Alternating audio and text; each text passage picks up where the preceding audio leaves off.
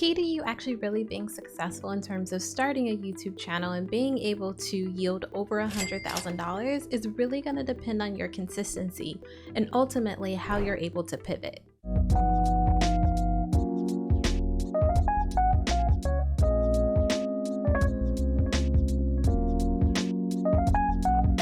Hey, what's up YouTube? It's Natasha here with Subscribers to Clients, where I talk all things business, finance, and personal growth. The focus of my channel is to provide small or aspiring YouTubers with tools, resources, information, and secrets in regards to how you can create a six-figure business with any niche. So when I first started my YouTube, I had honestly no idea that I was going to be able to get to this point of almost hitting $100,000 in revenue. I knew that because of my niche, which is recruiting and staffing, it was going to be rather limited. I knew that I was going to have to take a different route in regards to how I wanted to go about monetization and ultimately how I was going to be able to turn this into a thriving business for myself. So I knew that YouTube monetization was possible, but ultimately it wasn't going to happen for me until a little bit down the line. And that's where I had the opportunity to really dive deep in regards to understanding what the information was that I was able to put out there in terms of providing value to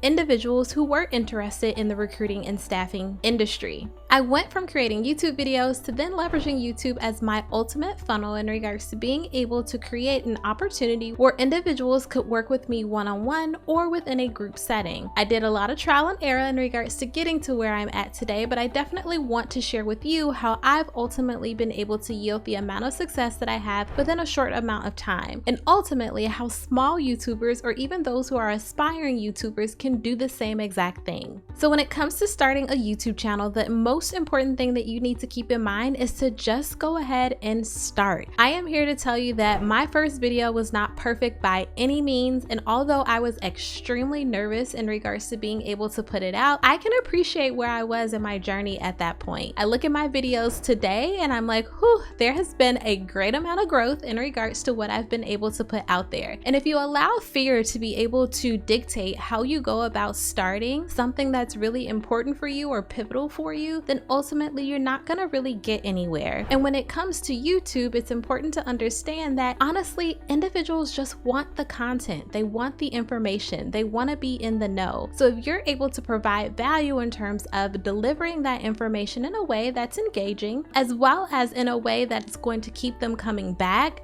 then ultimately you've hit your goal in regards to being able to at least get your channel started. When I first started, I actually tried to create two different kinds of content. So I knew that there was sort of this B2B and B2C lane that I could sink into in regards to the recruiting industry. And if you're not familiar with those terms, then B2C just simply means business to consumer, and B2B means business to business, meaning that I had the opportunity to create content on the B2B side that was really focused on starting a recruiting agency, starting a staffing agency, and what the business development looked like. But then I also had the opportunity to create content on the B2C side, which really focused on how can candidates be successful during the interview process? How can you as a candidate leverage the STAR interview technique in regards to being able to come up with answers to interview questions? And what I quickly found was that my B2B content was taking off far greater than my B2C content. And ultimately, that's what gave me the push that I needed to focus on the B2B side. And it's not to say that I can't focus on B2C. I just know that in terms of my channel and what's driving engagement and views and watch hours, it wasn't necessarily that B2C content. And I think that that's an important point in terms of you starting your YouTube channel and really in the beginning stages, allowing yourself to experiment and allowing yourself to be able to pivot based on what the data is telling you.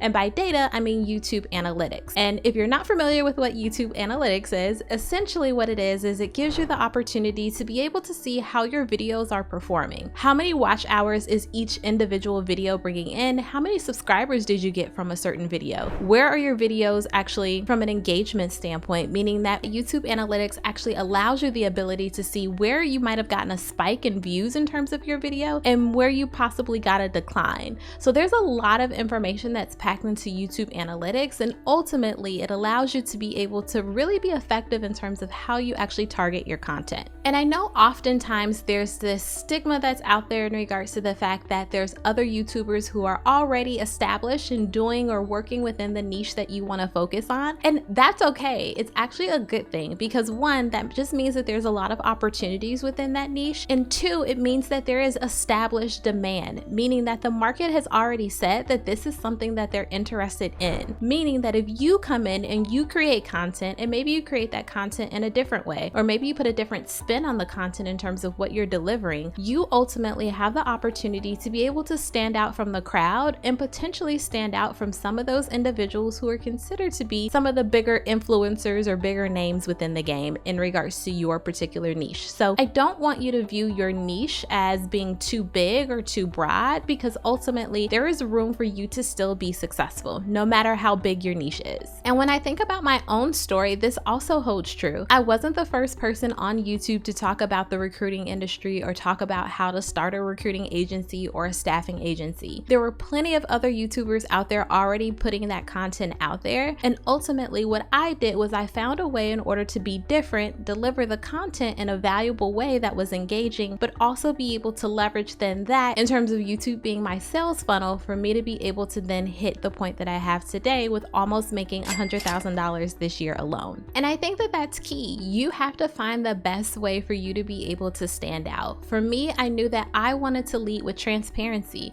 and really letting individuals know that yes, you could be successful within the recruiting or staffing industry, but ultimately it was going to be a lot of hard work. It wasn't a get rich quick scheme, and it was going to take some time in order for you to reach that level of success. So I led my channel with being very authentic and transparent about what that looked like, and took a different approach in comparison to some others that maybe were already out there in the delivery of their content.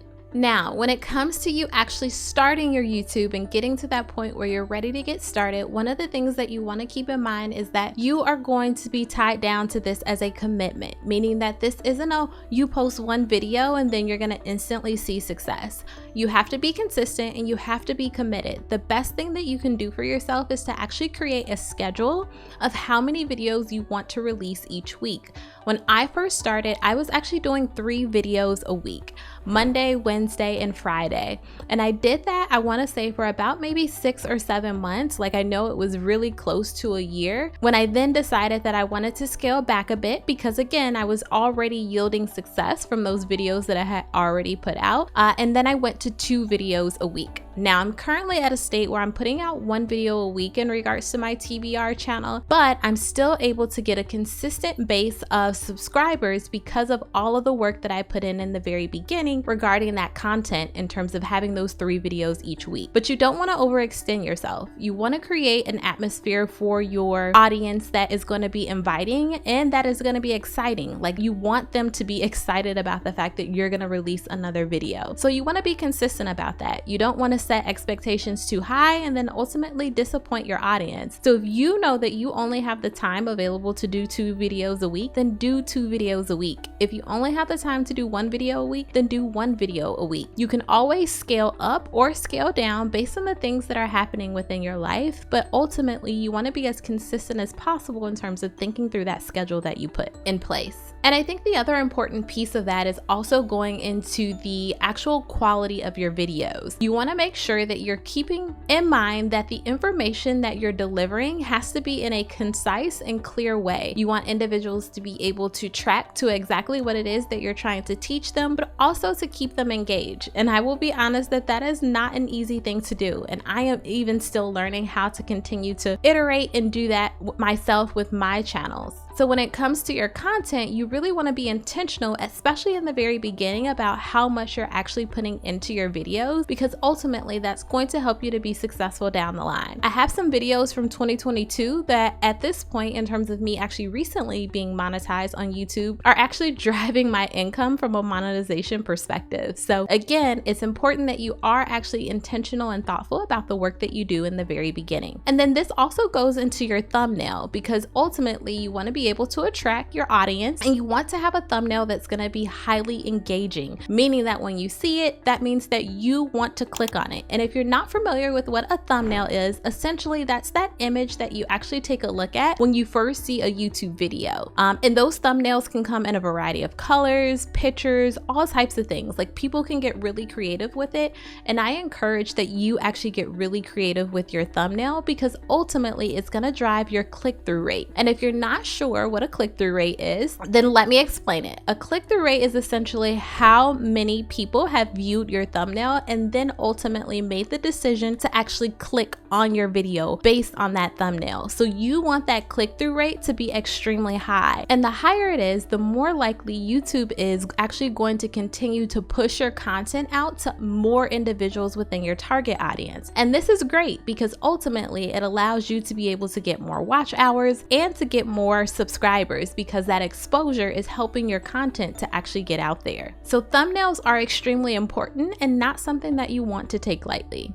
Ultimately, there's a lot of things that you can do in terms of being able to start a successful YouTube channel and get to this level, but the key is going to be the level of consistency that you put in. If you're interested in actually learning more about starting your YouTube channel, as well as maybe some tips or tricks that I've learned, then comment tips and tricks below. That way I know that that's something that you're interested in, and that's a video that I can create for you. And if you're not subscribed to my channel, then be sure to go down below and hit that subscribe button, as well as that bell, so that you can get notified when I do drop videos weekly. I hope that you found this video to be helpful. Thanks for watching, and I'll catch you in the next video.